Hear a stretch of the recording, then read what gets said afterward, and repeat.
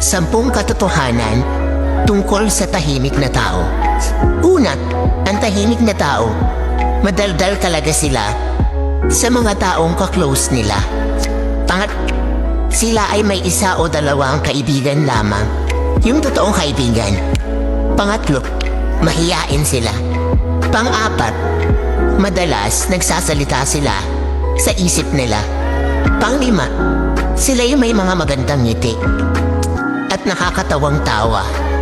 Pang-6, sila ay tapat sa kanilang karelasyon. Pang-7, sila ay mapagmatsyag sa lahat ng sitwasyon. Pang-8, tahimik sila pero iba humagalit.